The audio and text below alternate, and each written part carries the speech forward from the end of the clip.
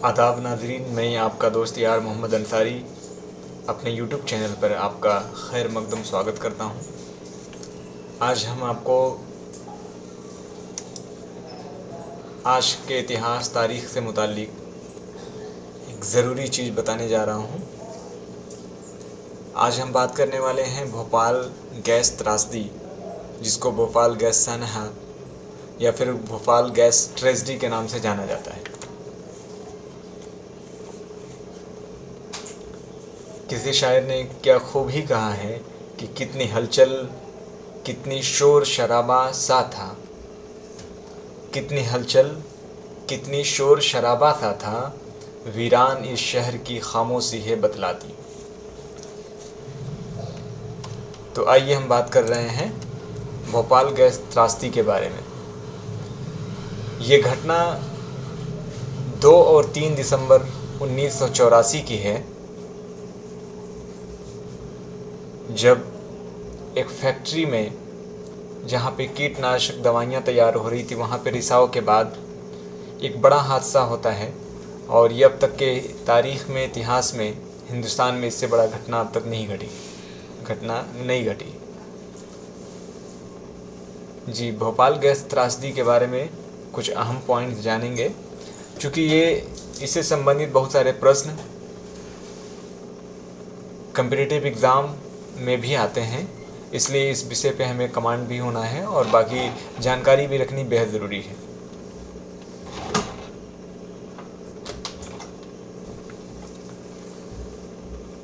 ये भोपाल गैस कांड दरअसल मध्य प्रदेश की एक राजधानी है। मध्य प्रदेश का एक शहर है भोपाल, वहीं पे घटित हुई, जिसमें चश्मदीदों की माने तो तकरीबन 25,000 से ज़्यादा लोगों की जानें जा चुकी हैं।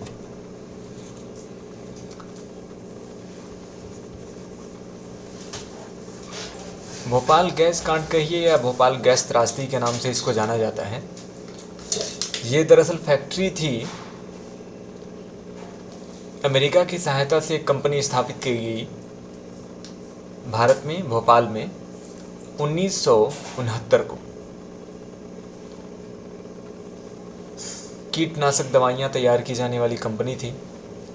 आसपास के लोगों को ये लगा कि चलिए ये कंपनी जब इस्टेब्लिश होगी, यहाँ पे उत्पादन करना शुरू करेगी, तो इसमें बहुत सारे अपने लोगों को नौकरियाँ मिलेगी, आसपास के लोगों को बड़ा बेनिफिट होगा, फ़ायदा होगा। लेकिन कौन जानता था कि तकरीबन 13-14 सालों के बाद एक बड़े परेशानी भी मोल ले लेगी।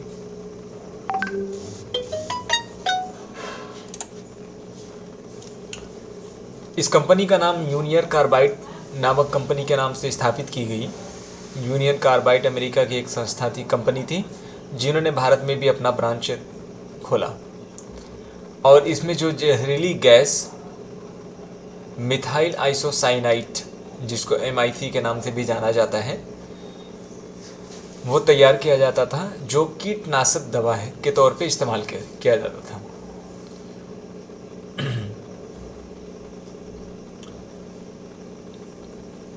आने वाली कई नस्लें इससे प्रभावित हुईं, मुतासिर हुईं, और अभी भी उसका असर देखने को मिलता है।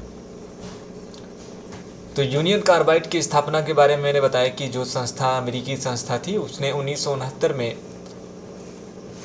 इंडिया में कंपनी स्थापित की, भोपाल में। जो कंपनी के मुख्य अधिकारी थे, उनका नाम था वॉरेन एंडरसन, जो कई देशों में कंपनियों को स्थापित करने का श्रेय उनको जाता है। और यूनियन कार्बाइड एक कीटनाशक दवा के तौर पे इस्तेमाल की जाती थी, और भारत में भी इसकी आवश्यकता हुई तो उस समय के संबंधित जो वैज्ञानिक थे, उन्होंने इसको सुझाव दिया।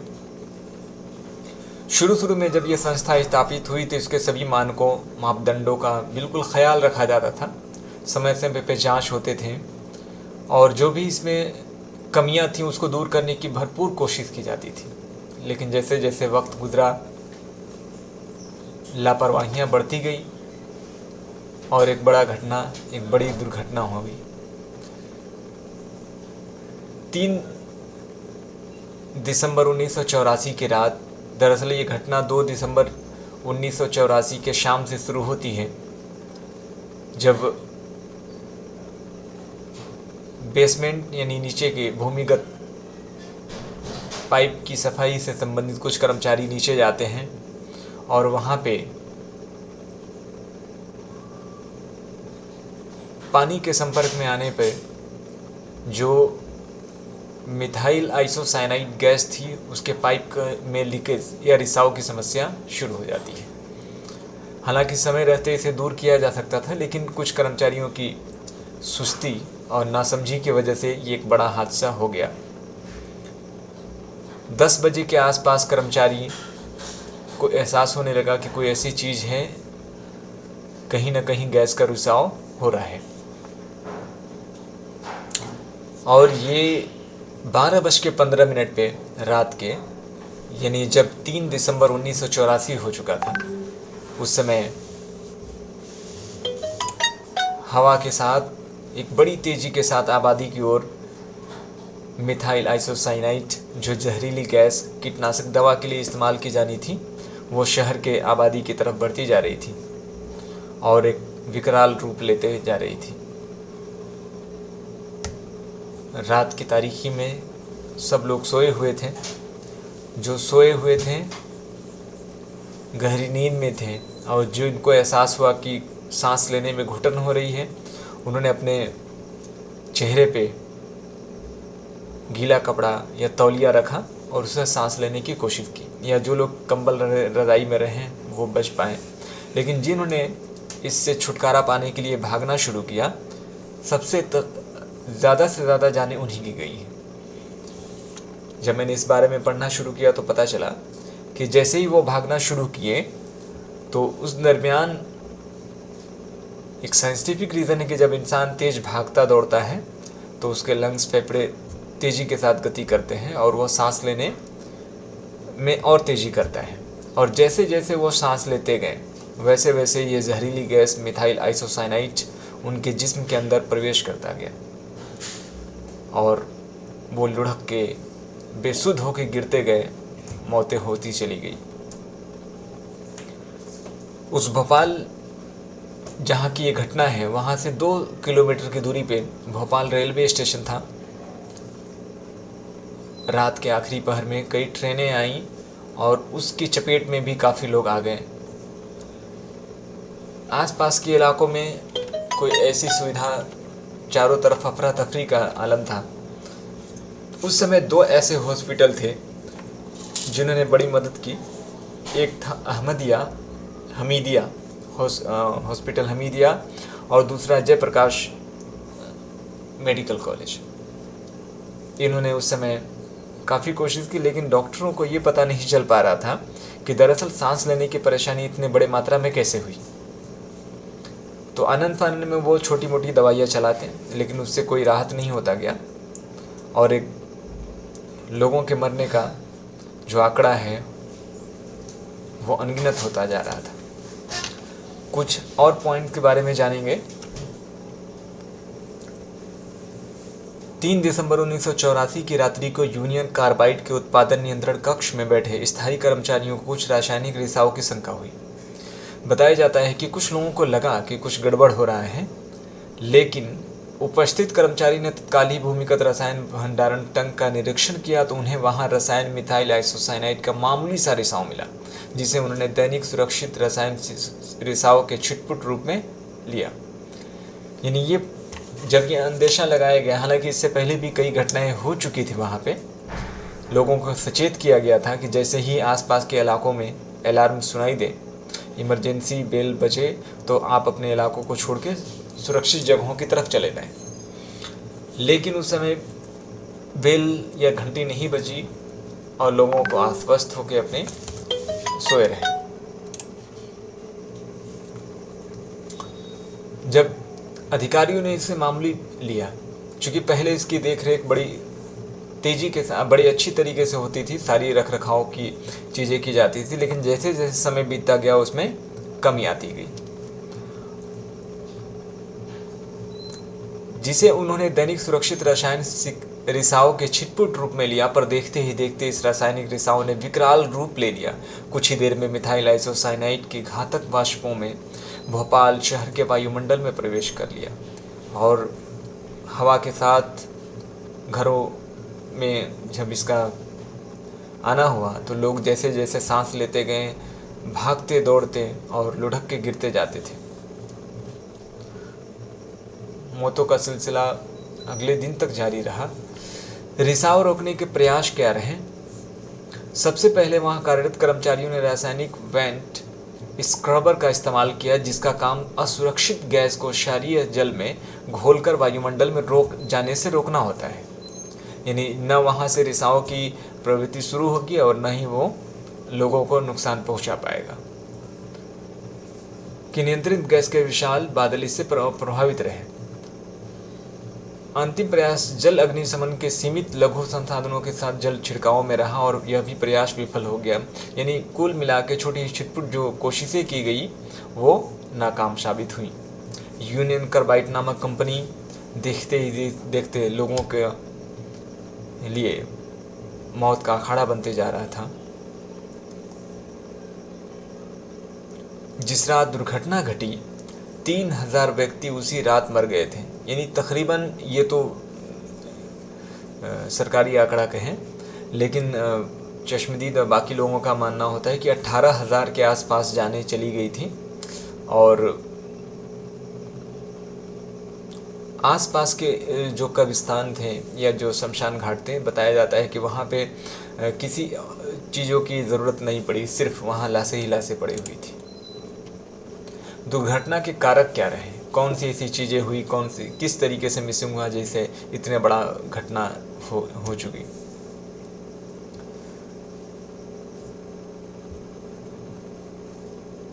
वॉरेन एंडरसन जो प्रमुख सचिव थे उस कंपनी के, को भारत आते ही गिरफ्तार कर लिया गया और अपने ही गेस्ट हाउस में उसे किसी शाही मेहमान की तरह रखा गया। कुछ ही दिनों में जमानत लेकर वह स्वदेश लौट गया।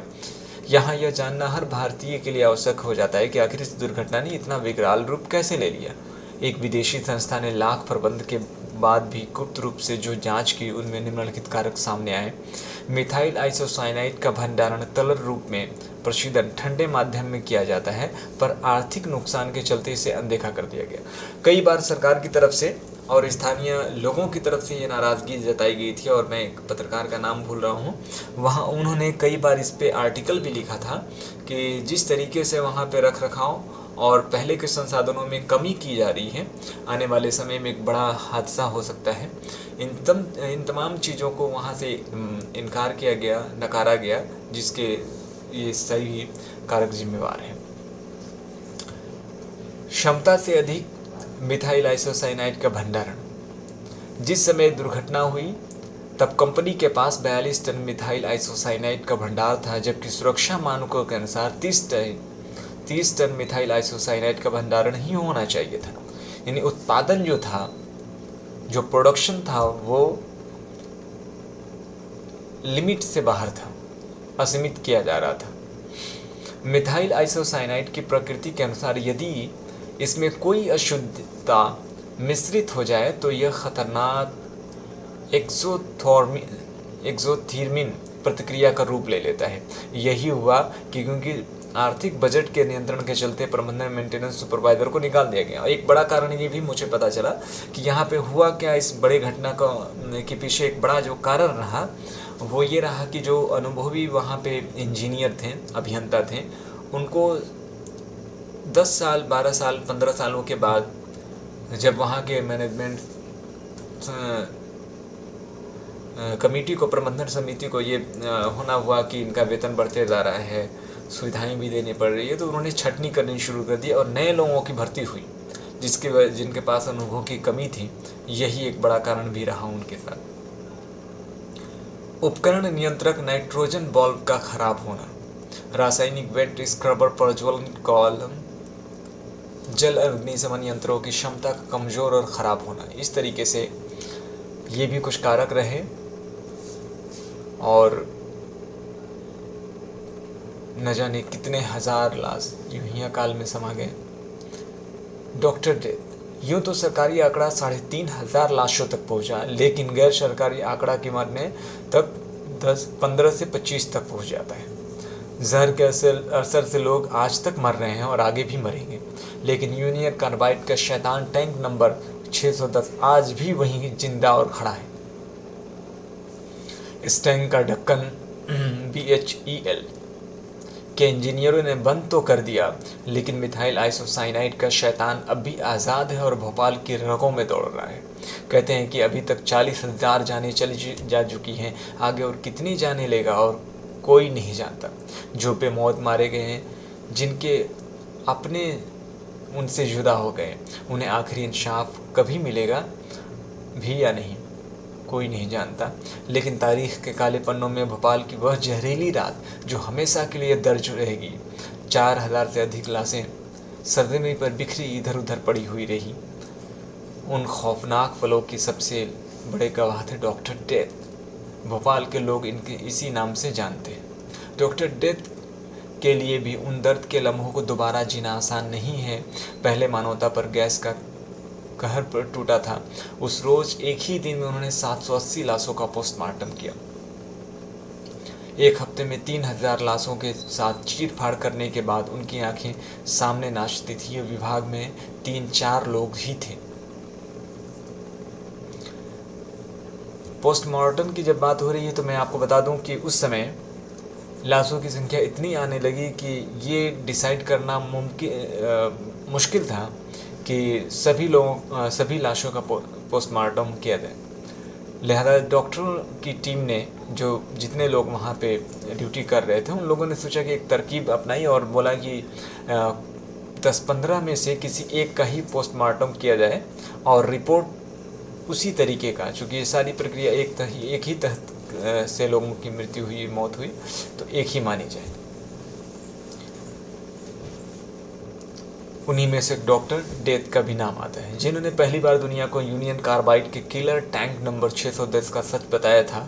क्योंकि किलर नंबर टैंकर 610 से निकली गैस का विश्लेषण किया गया तो उसमें वे पदार्थ मिले जो लाशों पर भी पाए गए थे। मतलब गैस कहीं और से नहीं, उसी टैंक से आई थी। इस तरीके से हमने आज जाना कि भोपाल गैस त्रासदी जो हमारे इतिहास का एक चैप्टर है, बड़ा ही विध्वंसकारी दिन रहा और बहुत सारे लाशें चली गई, बहुत सारे लोग इस दुनिया को छोड़ गए। तो ये भोपाल गैस कांड मध्य प्रदेश का एक शहर है भोपाल, और इसमें जो गैस का रिसाव हुआ वो मिथाइल आइसोसाइनाइड, जिस कंपनी का नाम उसका यूनियन कार्बाइड। ये कुछ अहम जानकारी है जो आप याद करेंगे। चलिए, तो हमारे चैनल को सब्सक्राइब करें और इससे संबंधित किसी और प्रश्न या कोई और जानकारी के लिए आप कमेंट करके पूछ सकते हैं। शुक्रिया, धन्यवाद।